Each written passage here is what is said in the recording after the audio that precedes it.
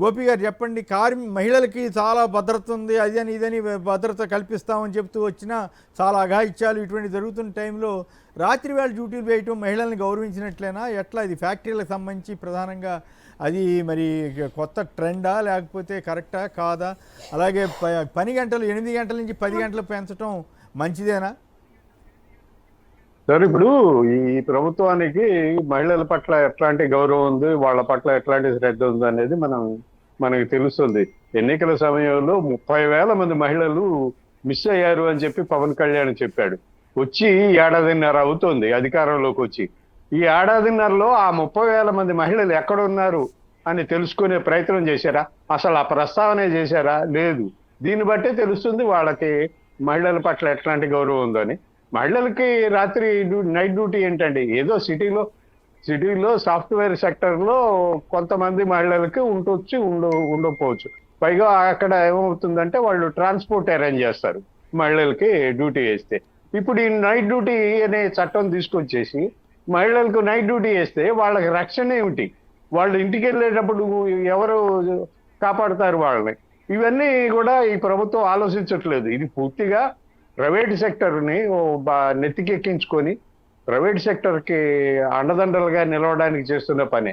పైగా 8 గంటల పనిని 10 గంటలకు పొడిగించడం అనేది కార్మికుడిపై భారం కదా. ఎన్నో ఏళ్లుగా ఎన్నో పోరాటాలు చేసి సాధించుకున్న వర్క్ పీరియడ్ అది. 8 గంటలు అనేది కరెక్ట్ గా వర్క్ పీరియడ్. ఆ 8 గంటల్లో చాలా పోరాటాలు చేశారు తెచ్చుకోవడానికి.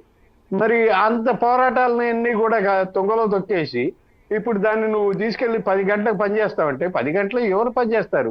ఏ మంత్రులు పనిచేస్తున్నారా?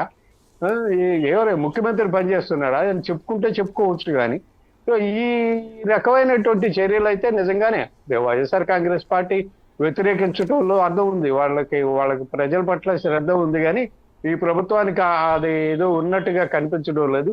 కార్మికుల పక్షం కాదు ఈ ప్రభుత్వం, యాజమాన్యాల పక్షాన నిలబడుతుంది. ఇప్పుడు కూడా చంద్రబాబు నాయుడు గారికి అదే చాలా ఇష్టం. కార్పొరేట్ సెక్టర్ని, ఈ పారిశ్రామికవేత్తల్ని వాళ్ళని సంకలో పెట్టుకొని కార్మికుల్ని కాళ్ళ కింద పెట్టుకుంటాడు. అది ఆయన పద్ధతి. రైట్. కార్మిక చట్టాల సవరణ సంబంధించి విష్ణు గారు మీ వ్యాఖ్య చెప్పండి సార్. ఇప్పుడు ఈ లేబర్ చట్టాన్ని, కార్మిక చట్టాన్ని మార్చాలి అని చెప్పాను. ఈ మార్పు ఎవరికి ప్రయోజనకరంగా ఉంటుంది? ఈ మార్పు కార్మికులకి ఏమైనా ప్రయోజనకరంగా ఉంటుందా? మహిళలకి ఏమైనా ప్రయోజనకరంగా ఉంటుందా? చట్టసభల్లో ఒక ప్రభుత్వము ఒక బిల్లు పెట్టేటప్పుడు అన్ని రకాలుగా, అన్ని కోణాలుగా ఆలోచించి చేయాల్సినటువంటి అవసరం ఉంటుంది.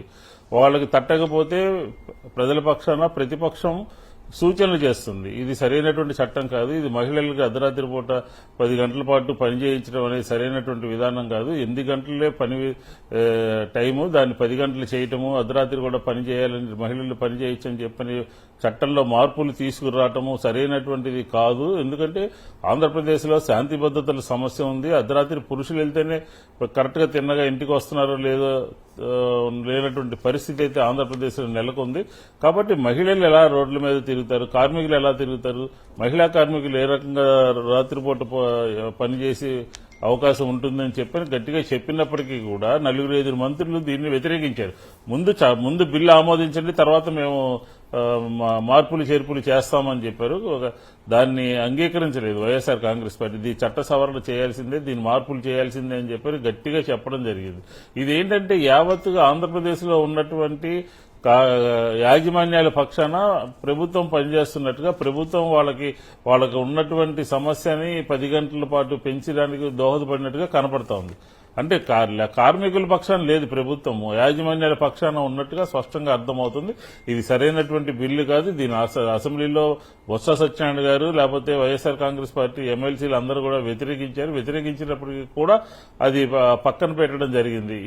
ఇప్పటి నుంచి ఫోర్స్ లోకి వస్తుంది అనమాట. ఈ రోజు నుంచి కూడా వాళ్ళకి కావాల్సిన, అంటే ఇప్పుడు 24 అవర్స్ తీసుకోవడానికి బిల్ పాస్ చేసుకున్నారు గతంలో. ఇప్పుడేమో 10 గంటలు టైం పెంచడానికి. అంటే ఏ రకంగా ఈ ప్రభుత్వము తనకున్నటువంటి అధికారాన్ని ప్రజలకి వ్యతిరేకంగా, కార్మికులకు వ్యతిరేకంగా, మహిళలకు వ్యతిరేకంగా ఉపయోగిస్తుందో మనకి ఈ బిల్లు ప్రవేశపెట్టడం ద్వారా స్పష్టంగా అర్థమైందని చెప్పొచ్చు.